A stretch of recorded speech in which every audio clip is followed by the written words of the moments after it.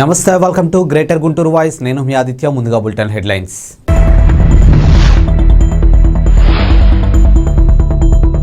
ఎన్నుకున్న ప్రజాప్రతినిధి నుంచే వేధింపులు. సీఎం జగన్ ఆఫీస్ వద్ద కుటుంబం ఆత్మహత్యాయత్నం.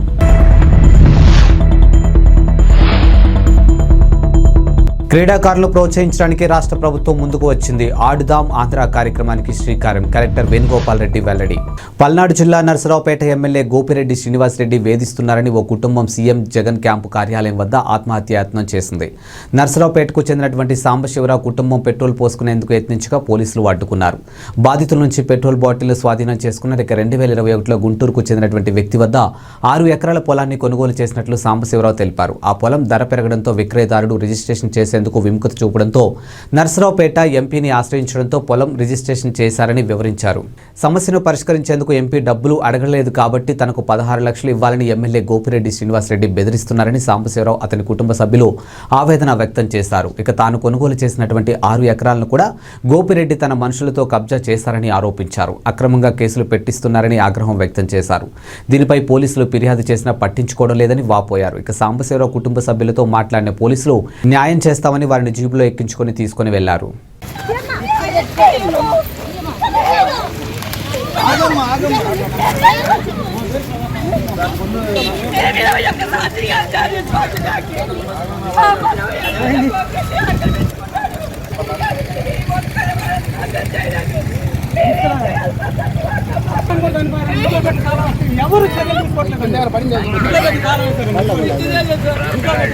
పిల్లలు ఫీజులు కూడా కట్టుకోని స్థితిలో ఉన్నారు సార్. ఎమ్మెల్యే గోపిరెడ్డి ఈ విధంగా చేశాడు. మేము ప్రజాదర్బార్కి వచ్చాం, గవర్నర్ దగ్గరికి వెళ్ళాము, ఎంతో మంది దగ్గరికి వెళ్ళాము సార్. ఎవరికి తింటానికి కూడా లేకుండా చేశాడు సార్. మమ్మల్ని ఏం చేయమంటారు సార్? మేము ఎలా బతకాలి సార్? మమ్మల్ని మేము ఎలా బతకాలి? సీఎం గారు ఉండట్లేదు, ఏమీ చేయట్లేదు. ఎమ్మెల్యే ఆ విధంగా ఇబ్బంది పెడతాడు. మమ్మల్ని తింటానికి కూడా తిండిలేని స్థితికి తీసుకొచ్చాడు. పంపించారండి ఫీజు కట్టకపోతే. ఇక్కడ కేఎల్ యూనివర్సిటీ అమ్మాయి ఇంటికి వచ్చేసిందండి. పెద్ద అమ్మాయి బీబీఏ అయిపోయి ఎంబీఏ చేరిస్తే ఫీజు లేకపోతే హైదరాబాద్లో 15,000కి ప్రైవేట్ జాబ్ చేస్తున్నానండి. మా అబ్బాయి ఎంబీబీఎస్ చదువుతున్నాడండి. సంవత్సరానికి 18 లక్షల ఫీజు కట్టి చదువుతున్నానండి. 2 సంవత్సరాల నుంచి ఎంబీబీఎస్ కూడా అయిపోయిందండి ఫీజు కట్టలేక. నర్సాపేట ఎమ్మెల్యే గోపిరెడ్డి కూడా ఒక డాక్టర్ అయ్యి ఉండి నా కొడుకు డాక్టర్ చదివేవాడు అయిపోయిందండి. 2 సంవత్సరాల నుంచి అయిపోయిందండి ఫీజు కట్టలేక. చెన్నైలో రోడ్ల మీద అడుక్కు తింటున్నాడండి నా కొడుకు. చెన్నైలో రోడ్డు మీద అడుక్కు తింటున్నాడండి గోపిరెడ్డి నుంచి. ఇదిగో చూడండి, ఒక్కరు కూడా సహాయం చేసిన వాళ్ళు లేరండి. ఇంట్లో పెట్టి తాళం వేస్తే ఎవరు ఒక్క గవర్నర్ గారితో సహా ఇక్కడ సీఎం గారు ప్రజా దర్బార్ కూడా వచ్చాం, స్పందనకి వెళ్ళాం, డీజీపీ ఏడీజీపీ గారు బక్షి గారిని కలిసాం, గవర్నర్ గారిని కలిసాం. 21 సార్లు తిరిగామండి 7 నెలల నుంచి. ఎవరు స్పందించిన వాళ్ళు లేరండి. ఇంకెక్కడికి వెళ్ళాలండి? మేము బతికే సాధించాలండి. తినడానికి కూల్ లేదండి. నా పేరు కొల్లా సాంబశివరావు, నర్సరావుపేట. ఏం చేస్తారు? నేను రియల్ ఎస్టేట్ చేసుకున్నామనండి. పొలం పని చేసుకుంటాను. పొలం పని ఎక్కువ అండి. ఏదైనా ఒకటి కొనుక్కొని అమ్ముకుంటూ ఉంటాము. మొత్తం ఆక్రమిస్తున్నాము. ప్రతిభావంతులైన క్రీడాకారులను ప్రోత్సహించడానికి రాష్ట్ర ప్రభుత్వం ఆడుదాం ఆంధ్ర కార్యక్రమానికి శ్రీకారం చుట్టిందని గుంటూరు జిల్లా కలెక్టర్ వేణుగోపాల్ రెడ్డి అన్నారు. డిసెంబర్ 15వ తేదీ నుండి జరగనున్నటువంటి ఈ పోటీలకు సంబంధించిన వివరాలను కలెక్టర్ శనివారం వివరించారు. గ్రామ వార్డు స్థాయి నుండి రాష్ట్ర స్థాయి వరకు cricket, badminton, kabaddi, volleyball, shuttle క్రీడాంశాల్లో పోటీలు నిర్వహించడం జరుగుతుందని చెప్పారు. ఇక పోటీల్లో పాల్గొనేందుకు ఆసక్తి ఉన్న క్రీడాకారులు ఈ నెల 13వ తేదీలోపు తమ పేరు నమోదు చేసుకోవాలని కలెక్టర్ సూచించారు. ఈ కార్యక్రమంలో జిల్లా జాయింట్ కలెక్టర్ రాజ్కుమారి, జిల్లా అధికారులు పాల్గొన్నారు.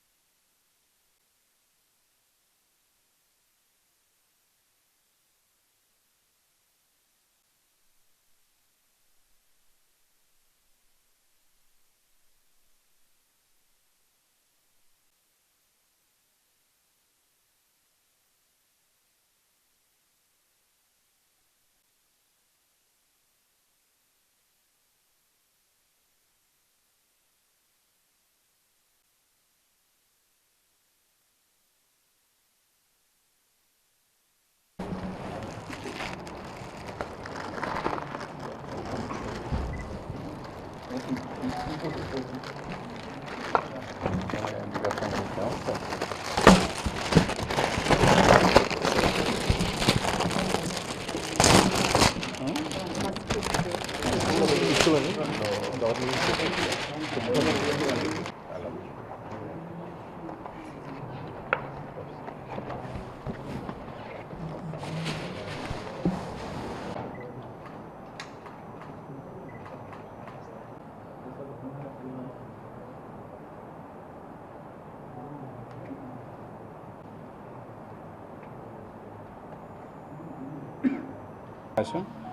అలాగే aadudamandhra.ap.gov.in కూడా ఆన్లైన్ ద్వారా అప్లై చేసుకునే అవకాశం కూడా ఇప్పటికే అందరికీ తెలియపరిచాం. మరొకసారి మీ అందరి ద్వారా ఈ క్రీడాకారులందరికీ కూడా రిజిస్ట్రేషన్ సంబంధించిన కార్యక్రమాన్ని వెంటనే నమోదు చేసుకోవాల్సిందిగా కోరుతున్నాం. అలాగే ఈ మొత్తం ఈ ఆడుదాం ఆంధ్ర అనే ఈ కార్యక్రమంలో 5 స్థాయిల్లో ఈ క్రీడలు నిర్వహించడం జరుగుతుంది. గ్రామ స్థాయిలో అంటే గ్రామ లేదా వార్డు సచివాలయం యూనిట్గా ఈ క్రీడలు మొదలవుతాయి. అక్కడ విజేతలైన వారు మండల స్థాయిలో టోర్నమెంట్స్ ఉంటాయి. అక్కడ విజేతలైన వారికి నియోజకవర్గ స్థాయిలో టోర్నమెంట్స్ కండక్ట్ చేయడం జరుగుతుంది. సో నియోజకవర్గ స్థాయిలో విజేతలకి జిల్లా స్థాయిలోను, జిల్లా స్థాయిలో విజేతలందరూ కూడా రాష్ట్ర స్థాయిలో ఈ క్రీడల్లో పాల్గొనడం జరుగుతుంది. ఇవి ముఖ్యంగా మనం నిర్వహించబోతున్నటువంటి క్రీడలు 15 సంవత్సరాలు దాటిన ఎవరైనా మహిళలైనా పురుషులైనా ఈ క్రీడల్లో పాల్గొనవచ్చు. అలానే ముఖ్యంగా మనం 5 ప్రధానమైనటువంటి క్రీడల్ని ఈ ఆడుదాం ఆంధ్రాలో మనం చేయడం జరుగుతుంది. 1 cricket, 2 badminton, 3 kabaddi, 4 kho kho, 5 volleyball. ఈ 5 క్రీడల్లో మనం ఈ 5 స్థాయిలలో సచివాలయం, మండలం, నియోజకవర్గం, జిల్లా మరియు రాష్ట్ర స్థాయిలో నిర్వహించడం జరుగుతుంది. ఈ రిజిస్ట్రేషన్స్ నేను చెప్పినట్టుగా ఇప్పటికే ప్రారంభమైంది. ఇవి డిసెంబర్ 13వ తారీఖు వరకు కూడా ఈ రిజిస్ట్రేషన్స్ అనేది జరుగుతుంది. సో దయచేసి వెంటనే ఈ అవకాశాన్ని ఉపయోగించుకోవాల్సిందిగా మీ ద్వారా అందరికీ కూడా ప్రజలందరికీ 15 సంవత్సరాలు దాటిన యువకులందరికీ కూడా తెలియజేస్తున్నాను. దీంట్లో ముఖ్యంగా ఒకసారి మనం దీంట్లో నగదు బహుమతులు కూడా ఈ విజేతలందరికీ కూడా నగదు బహుమతులు కూడా ఇవ్వడం జరుగుతుంది. ఇవి క్రికెట్, వాలీబాల్, కబడ్డీ, ఖోఖోలో అయితే నియోజకవర్గ స్థాయి నుంచి ఈ నగదు బహుమతులు ఉంటాయి. సో ఇవి first prize 35,000, second prize 15,000 and third prize 5,000 ఉంటుంది. అలానే జిల్లా స్థాయిలో 60,000 రూపాయలు మొదటి బహుమతి, 30,000 రూపాయలు రెండో బహుమతి, 10,000 రూపాయలు మూడో బహుమతిగా ఉంటాయి. రాష్ట్ర స్థాయిలోని విజేతలకి 5 లక్షల రూపాయలు మొదటి బహుమతిగాను, 3 లక్షల రూపాయలు రెండో బహుమతిగాను, అలానే 2 లక్షల రూపాయలు మూడో బహుమతిగా ఇప్పటికే నిర్దేశించడం జరిగింది.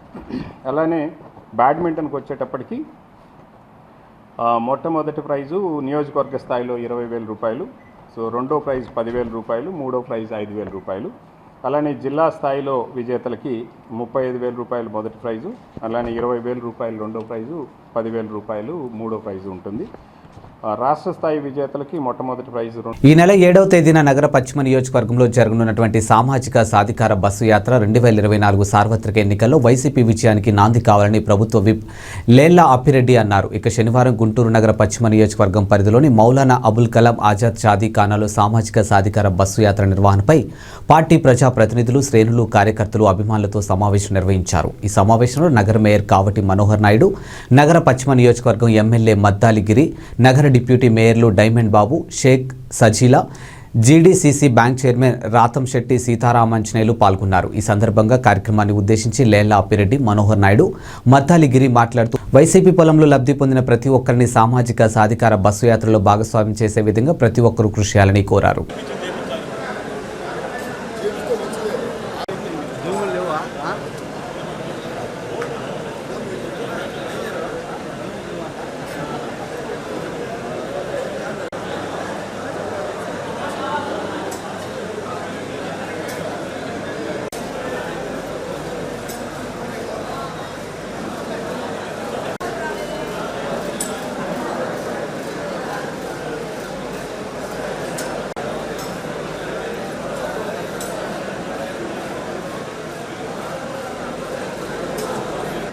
ఈ కార్యక్రమానికి ముఖ్య అతిథిగా విచ్చేసిన పెద్దలు, సీనియర్ నాయకులు, ఎమ్మెల్సీ, అలాగే మనం చూస్తూ ఉన్నాం. అలాగే ఇవాళ చూపిస్తూ ఉన్నారు.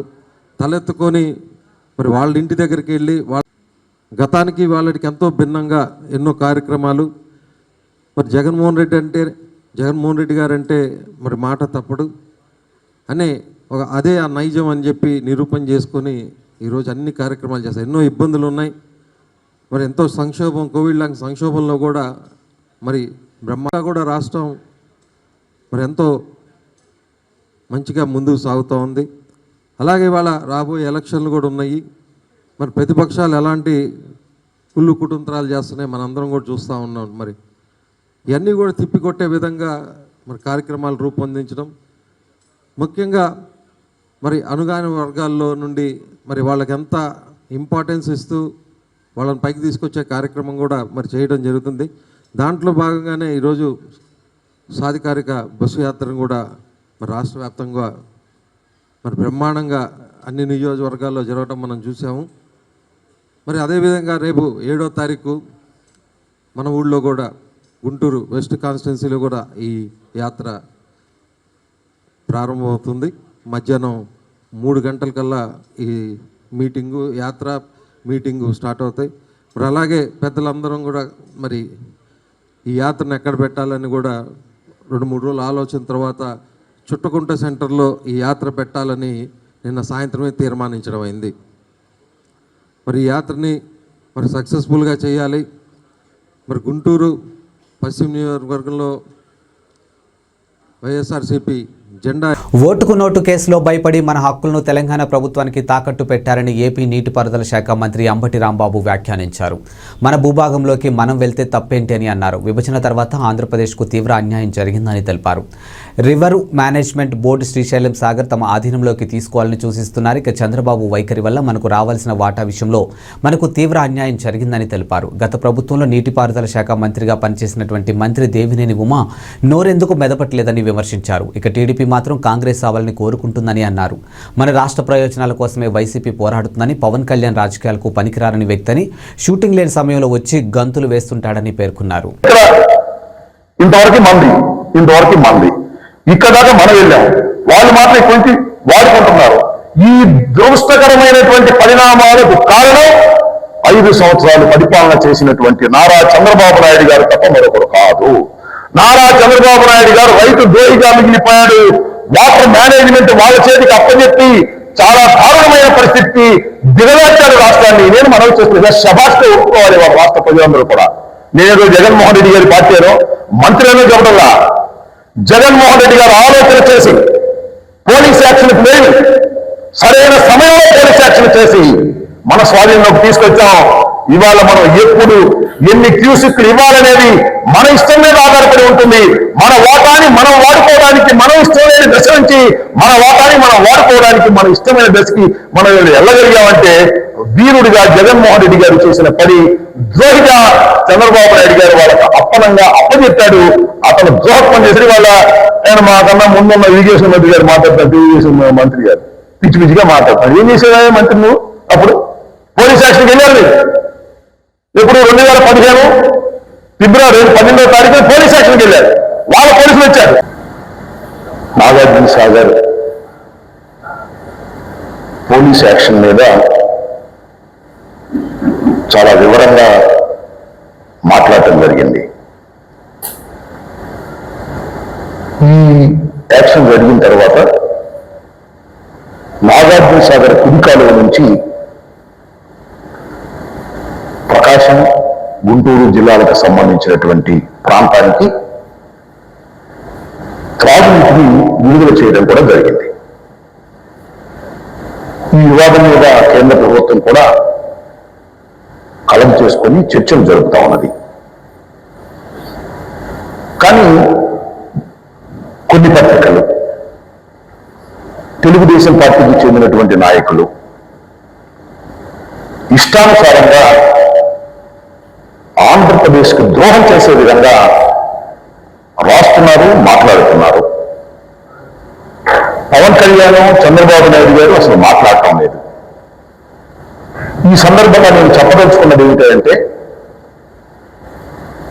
విభజన చట్టం వచ్చిన దగ్గర నుంచి, రాష్ట్రం విడిపోయిన దగ్గర నుంచి కృష్ణా జలాల విషయంలో ఆంధ్రప్రదేశ్కి తీవ్రమైనటువంటి నష్టం జరిగింది. తగ్గే విధంగా ప్రయత్నం చేయాలి అని అన్నట్టుగా నేను చదివా. రోజుకు 0.5 చేయడం కాదు, నువ్వు వెళ్ళి కలువు. చంద్రబాబుతో కలిసి మీటింగులు పెట్టిన తర్వాత నీకు 4% 5% ఉంది, చివరికి నీకు 0.5% మాత్రమే ఈ రాష్ట్రంలో నీకు మిగులుతుంది, గుర్తుపెట్టుకోమని మనవి చేస్తున్నా. అనైతికమైన కలయిక, అర్థం లేని కలయిక, ఎవరినో ముఖ్యమంత్రి చేయడం కోసమే కలిసే కలయిక. ప్రజలు అంగీకరించరు, జన సైనికులు అంగీకరించరు, నీ అభిమానులు అంగీకరించరు. ఇది వాస్తవం. ఈ వాస్తవాన్ని నువ్వు తెలుసుకోవడానికి టైం పట్టింది, గుర్తుపెట్టుకోమని మనం చేస్తున్నాం. అదేమంటున్నాడు, 10 సంవత్సరాల అనుభవం ఉన్న నాకు, 10 సంవత్సరాలు రాజకీయ పార్టీ నడిపిన అనుభవం ఉందని దానికి. ఏం నడిపాడు 10 సంవత్సరాలు పాటు నాకు అర్థం కాల. 10 సంవత్సరాలు ఏం నడిపావు? ఒక సీటు గెలిచావా?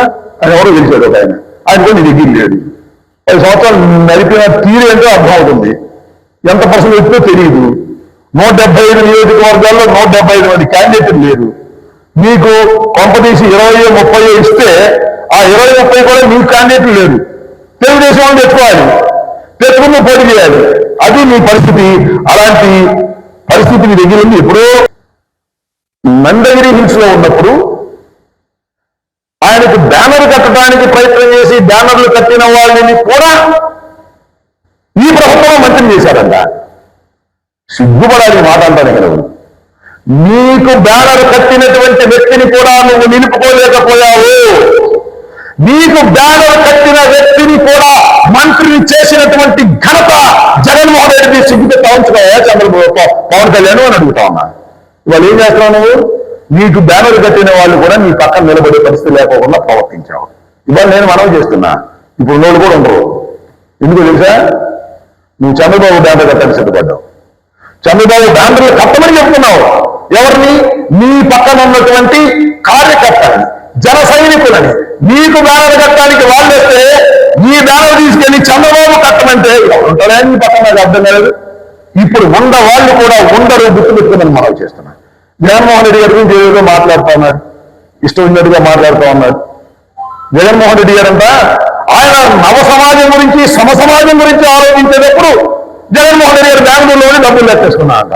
ఏమైనా సమ సమాజం గురించి ఆలోచించే మనిషి నువ్వు? తక్కువ కులాలకు అధికారం ఇవ్వడం కోసం ప్రయత్నం చేశాడంట ఆయన. ఇవాళ ఏం చేస్తున్నాయి? తెలుగుదేశంతో కలిసి చిన్న కులాలకు అధికారంలో తీసుకురావడానికి ప్రయత్నం చేస్తున్నావా?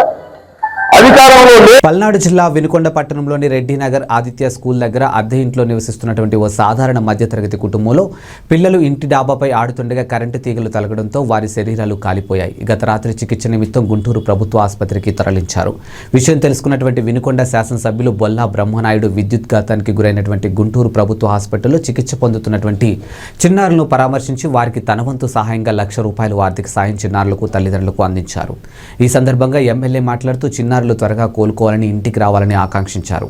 ఈ ఘటనను సీఎం దృష్టికి తీసుకెళ్తామని వారు కూడా సానుకూలంగా స్పందించారని తెలిపారు. ఇక ప్రభుత్వం తరపున బాధిత కుటుంబానికి అండగా ఉంటామని హామీ ఇచ్చారు.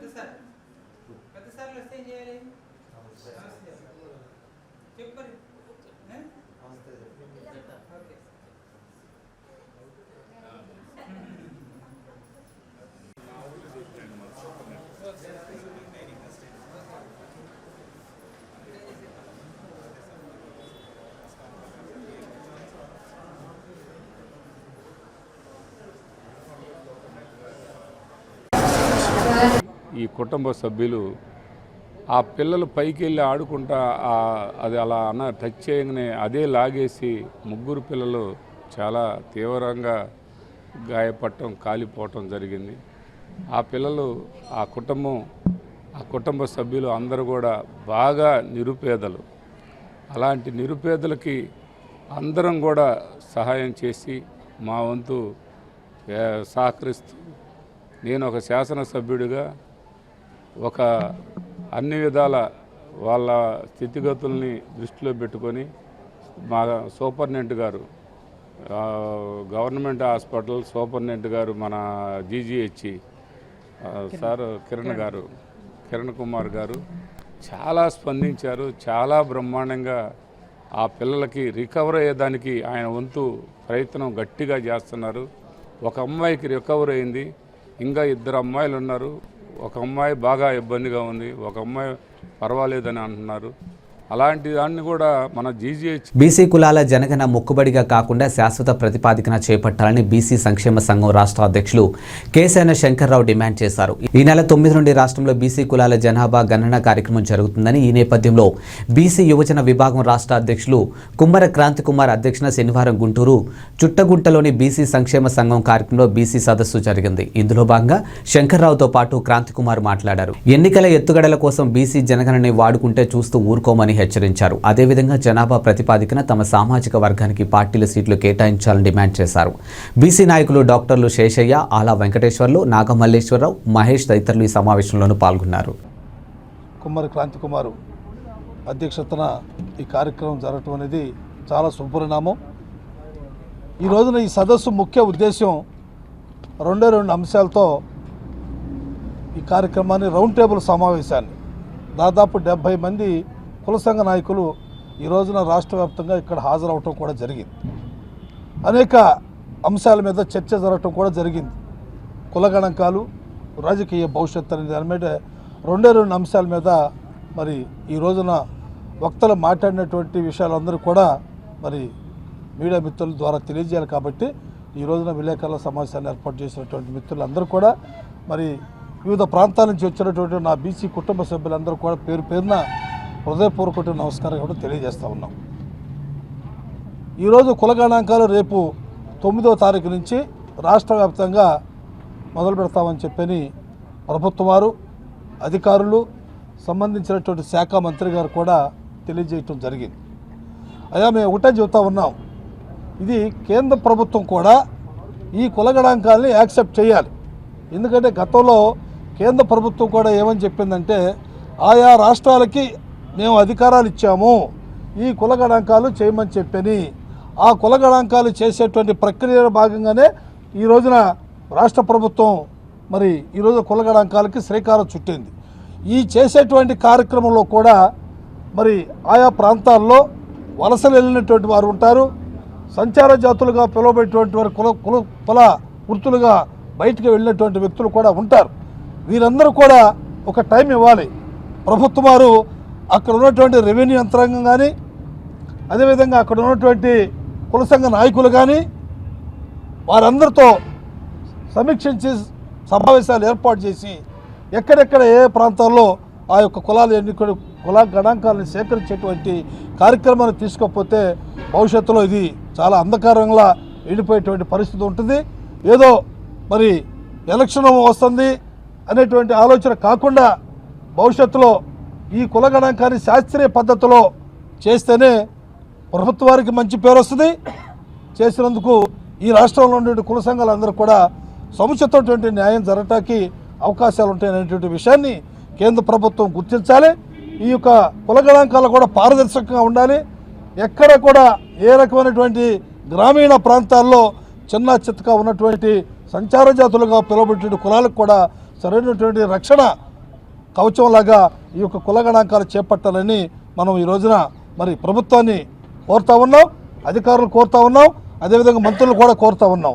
దీనిలో ఎక్కడన్నా ఏ రకమైనటువంటి అరమరికలు జరిగినా, ఏ విధమైనటువంటి అపోహలకి తావు ఇవ్వకుండా ఈ కుల గణాంకాలు క్షేత్రస్థాయిలో చేయకుండా ఏదో నామకే వాస్తేగా తూతు మంత్రంగా చేసి చేతులు దులుపుకుంటే మాత్రం దాని పర్యవసానం భవిష్యత్తులో దానికి తగినటువంటి మూల్యం కూడా చెల్లించుకోవాల్సి వస్తుందనేటువంటి విషయాన్ని కూడా నేను మీ ద్వారా తెలియజేస్తాను. ఎందుకంటే ఇది భవిష్యత్తులో బ్రిటిష్ వాళ్ళు 1931లో చేసినటువంటి కుల గణాంకాలని మరి ఈ రోజున ఈ ప్రభుత్వం కూడా ఈ నిర్ణయం తీసుకోవటం అనేది కూడా ఒక చారిత్రాత్మకమైన ఘట్టమే. దానికి బీసీ సంక్షేమ సంఘం మరి ముఖ్యమంత్రి గారిని స్టీరియో టాక్టిక్ రేడియో సర్జరీ ద్వారా గుంటూరు ఒమేగా హాస్పిటల్లో క్యాన్సర్తో బాధపడుతున్న వారికి మెరుగైన చికిత్స అందిస్తుంది. ఈ పద్ధతి ద్వారా 300 మందికి పైగా సేవలు అందించిన నేపథ్యంలో omega hospital medical director chief surgical oncologist doctor MG Nagakishore శనివారం మీడియాతో మాట్లాడారు. ఇక స్టీరియో టాక్టిక్ రేడియో సర్జరీ ప్రపంచంలోని అతి తక్కువ కేంద్రాల్లో ఉందని 1 నుండి 5 రోజుల్లోపు దీన్ని చికిత్స అందించడం జరుగుతుందని చెప్పారు.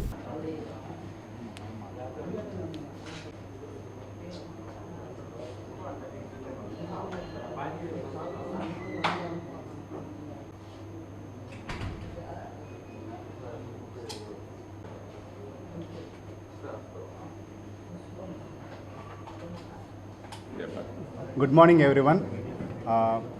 ప్రెస్ మీట్కి వచ్చిన అందరికీ ధన్యవాదములు. ఈ ప్రెస్ మీట్ మెయిన్ ఉద్దేశం ఏంటంటే మన ఒమేగా క్యాన్సర్ హాస్పిటల్లో 300కి పైగా ఆంధ్రప్రదేశ్లోనే ప్రప్రథమంగా 300కి పైగా స్టీరియోటాక్టిక్ రేడియోథెరపీ ట్రీట్మెంట్స్ జరగటం జరిగింది. ఈ హ్యాపీనెస్ మీ అందరికీ షేర్ చేసుకోవడానికి ఈ ప్రెస్ మీట్ పెట్టాము. బేసిక్గా రేడియేషన్ అనేది మనకి ఏంటంటే నార్మల్గా 5 to 8 వీక్స్ ట్రీట్మెంట్ అనేది జరుగుతుంది. బట్ ఈ స్టీరియోటాక్టిక్ రేడియేషన్ ట్రీట్మెంట్ ద్వారా 1 నుంచి 5 రోజుల లోపే ట్రీట్మెంట్ అనేది ఇవ్వడం జరుగుతుంది. ఇది ఉన్న వాటిలోనే ప్రపంచంలోనే latest and precise treatment radiation ట్రీట్మెంట్స్లో. సో ఈ ట్రీట్మెంట్ అనేది క్యాన్సర్ మనకి ఎర్లీ స్టేజ్ సూక్ష్మ దశల్లోనే ఉన్న వాటికి ముఖ్యంగా లంగ్ క్యాన్సర్ అవ్వచ్చు, లివర్ క్యాన్సర్స్, వెన్నెముక క్యాన్సర్, ప్రోస్టేట్ అండ్ మిగతా బ్రెయిన్ ట్యూమర్స్కి ఇవ్వటం జరుగుతుంది. అట్ ద సేమ్ టైం కొన్ని నార్మల్ గడ్డలు బినైన్ అంటే అవి క్యాన్సర్ కాకపోయినా కూడా కొన్ని మెథడ్లో ఉంటాయి. అవి సర్జరీకి ఇన్యాక్సెసిబుల్ ఏరియాస్, దానివల్ల సిమ్టమ్స్ కొన్ని మన మెనింజియోమస్ అవ్వచ్చు, శ్వానోమస్ అంటే నరం మీద వచ్చే ట్యూమర్స్, అవి ఏంటంటే క్రిటికల్ స్ట్రక్చర్స్ మధ్యలో ఉండటం మూలాన ఏంటంటే అవి సర్జరీకి చాలా వీలు పడవు. సో అలాంటి కండిషన్స్లో కూడా మనం ఈ రేడియేషన్ ద్వారా ట్రీట్మెంట్ ఇవ్వడం జరుగుతుంది. అది పేషెంట్కి ఎటువంటి ప్రాణహాని ఉండదు, సైడ్ ఎఫెక్ట్స్ కూడా అసలు ఏమీ ఉండవు. సో పేషెంట్ వాకిన్ లాగా వచ్చేసి ట్రీట్మెంట్ పెట్టి చేసుకొని వెళ్ళిపోవచ్చు. సో దీంట్లో ఏంటంటే తొందరగా ట్రీట్మెంట్ అయిపోతుంది, దాంతోపాటు ఎఫెక్టివ్ రెస్పాన్స్ కూడా రావడానికి ఎక్కువ అవకాశం ఉంటుంది అన్నమాట. Good morning everybody. ఈ రోజున సుదినం ఎందుకంటే మన ఆంధ్రప్రదేశ్లోనే మన గుంటూరులో అత్యధికంగా 300 కేసెస్ పైన స్టీరియోటాక్టిక్ రేడియో సర్జరీ చేయటం జరిగింది. ఒకప్పుడు ఈ టైప్ ఆఫ్ రేడియేషన్ అసలు లేదు మన ఆంధ్రప్రదేశ్లోనే. మనకున్న లేటెస్ట్ ఎక్విప్మెంట్ ద్వారా వర్సా హెచ్డి కానీ ఇవన్నీ లేటెస్ట్ ఎక్విప్మెంట్ ద్వారా దీంట్లో ఏంటంటే కాలిమేటర్స్ అని ఉంటాయి, వాటి మూలన ప్రెసిషన్గా రేడియేషన్ ఇవ్వడానికి అవకాశం ఉంటుంది. ఈ ప్రెసిషన్ రేడియేషన్ అంటే రేడియో సర్జరీ అంటే ఒక సర్జరీ ఎలానో ఈ రేడియేషన్ ద్వారా అదే రిజల్ట్ జబ్బు పూర్తిగా తగ్గటానికి చేసే విధానం అన్నమాట. కత్తి పెట్టడం కానీ ఏమీ ఉండదు, జబ్బు తగ్గిపోతుంది. ఎస్పెషల్లీ ఇది ఎక్కడెక్కడ వాడతారంటే చిన్న లీజన్స్, చాలా చిన్న లీజన్స్, హార్ట్ దగ్గర ఉండే చిన్న లీజన్స్, మెదడులో ఉండే చిన్న లీజన్స్, నడుములో ఉండే చిన్న లీజన్స్, ప్రోస్టేట్ గ్రంథిలో ఉండే చిన్న లీజన్స్, వీటిలో క్యాన్సర్ వచ్చినప్పుడు వాటిలో ఉండే చిన్న లీజన్స్.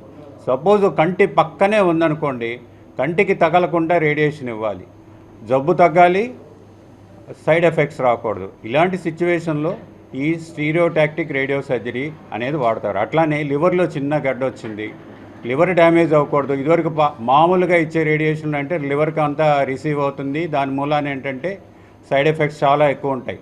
కానీ దీంట్లో స్టీరియోటాక్టిక్లో ఎగ్జాక్ట్గా అదే లొకేషన్లో రేడియేషన్ ఇవ్వడం ద్వారా మనం సర్జరీ చేస్తే ఎంత బెనిఫిట్టో, దీని ద్వారా కత్తి పెట్టకుండా పేషెంట్ నవ్వుతూ ఇబ్బందులు లేకుండా రేడియేషన్ ఇవ్వటం జరుగుతుంది.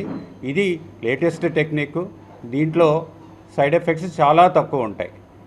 ఇలాంటివి ఎస్పెషల్లీ ఏంటంటే ఇవి కాకుండా ఏవీ మాల్ఫార్మేషన్, రక్తనాళాల్లో వచ్చిన గడ్డలు, ఇవేంటంటే బ్రెయిన్లో వచ్చే ఏవీ మాల్ఫార్మేషన్ సడన్గా బ్లీడ్ అవుతూ ఉంటాయి. బ్లీడ్ అయిపోయి most of the time patient death అవటం కానీ, కాలు చేయి పడిపోవటం కానీ ఇలాంటివి జరుగుతుంటాయి. ఇలాంటివి వచ్చినప్పుడు క్రూషల్ ప్లేసెస్లో ఉంటే ఆపరేషన్ చేయాలంటే చాలా కష్టమైన విషయం. అందుకని వీళ్ళకి ఆ ప్లేస్లోనే రేడియేషన్ ఇవ్వటం, స్టీరియోటాక్టిక్ రేడియేషన్ ఇవ్వటం ద్వారా ఆ జబ్బు తగ్గిపోయి ఇబ్బందులు లేకుండా ఉండటానికి అవకాశం ఉంటుందన్నమాట. ఇలాంటి latest type of radiation technique మన రాష్ట్రంలో మ్యాక్సిమం నెంబర్ ఆఫ్ కేసెస్ చేశాం కాబట్టి ఈ విషయం ఇవి వాటి బులెటిన్ అప్డేట్స్. మరో బులెటిన్తో మళ్ళీ కలుద్దాం. అంతవరకు సెలవు. నమస్కారం.